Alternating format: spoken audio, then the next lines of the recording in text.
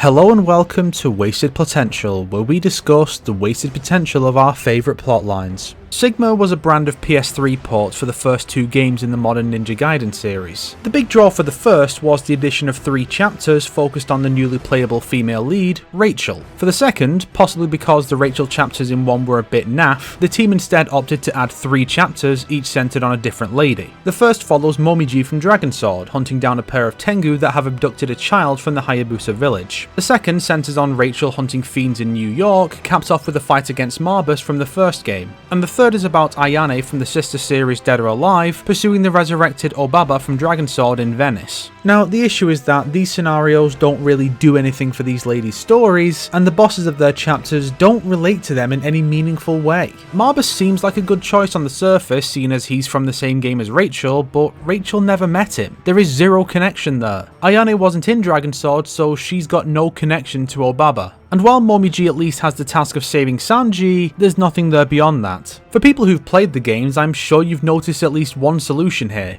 Give Ayane's chapter to Momiji. Momiji debuted in Dragon Sword along with Obaba. Momiji was abducted by Obaba because she was instrumental in her evil scheme. Momiji helped Ryu to defeat Obaba. I generally dislike the series' overuse of resurrected bosses from previous games, but if we were going to bring some back, they should at least be used where thematically appropriate to advance the stories of the recurring cast. Imagine that Momiji was the one dispatched to Venice to pursue Obaba. She's gone there to investigate the Black Spider clan's continued presence in the city after Ryu tore his way through to fight Wolf. She discovers that Obaba has returned from the dead thanks to some ritual the Black Spiders performed there. Momiji is filled with determination and fights her way through to Obaba, who taunts Momiji for her weakness in their previous encounter. Momiji declares that she's grown a lot in the 6 months since then and is a much more skilled shinobi. She then proves this by killing Obaba herself without Ryu's intervention and uses her Shrine Maiden techniques to seal Obaba's soul in hell forever. Now, Momiji's chapter shows her as a capable warrior who can stand alongside Ryu as an equal. Of course, we then also need to change NG3 so that Obaba doesn't come back again and Momiji doesn't need to be saved in a QTE. As for Ayane, since Obaba is pursued by Momiji, Ayane now faces the Tengu brothers to save Sanji. We do lose a little by disconnecting Sanji from Momiji, but what we gain by letting Momiji fight Obaba is worth it, and having Sanji or the Tengu appear in Venice would be weird. While not as strong a link as Momiji to Obaba, Ayane does have a small link to Tengu. Tengu were introduced to this setting through the final boss of Dead or Alive 2, the same game where Ayane became a base roster and canonical story character. In her admittedly non-canon ending in that game, she declares herself a female Tengu after beating the final boss, at least in some translations. She then calls herself this in DOA Dimensions retelling of DOA 2 while under mind control, and then it sticks with her as far as DOA 6 and Venus Vacation. So why not use this boss fight to establish an origin for this nickname she's chosen for herself, since there doesn't seem to be one currently?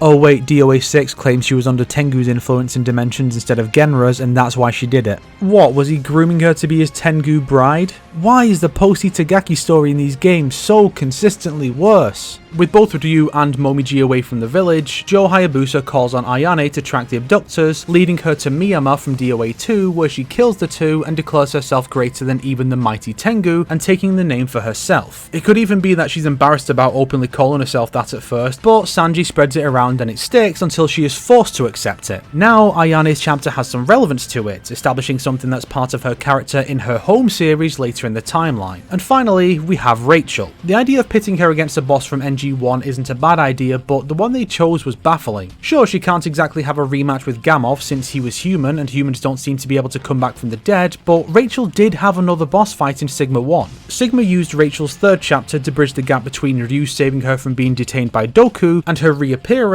already recaptured by Doku's spirit. The chapter ends with an unwinnable fight against Ishtaros and Nikkei, a pair of fiend sisters who were introduced in Ninja Gaiden Black's mission mode. After beating Rachel, they disappear from the plot and re-emerge in Dragon Sword working with Obaba, only to be absorbed into the Dark Dragon by the end. Again, I'd rather not bring dead bosses back, but there's a lot you can achieve by bringing the sisters back here. First off, Nikkei's fighting style is very similar to Rachel's fiend sister Alma, giving us the closest thing we can get to a Rachel versus Alma fight without undoing Alma's heroic sacrifice. And there's also a thematic parallel between Rachel and Alma and the two fiend sisters. Perhaps the two intend to turn Rachel into a fiend like her sister was, playing on her prior loss to them and the death of her sister a year prior to try and talk her into becoming their third sister. Rachel has come a long way in the last year, which is reflected in her gameplay not being wank anymore, but she's not quite up to the task of taking on both sisters at once. However, Rachel has a keepsake from her sister in her inventory, like a pair of earrings or a necklace, maybe even the unused scorpion earrings from Sigma 1.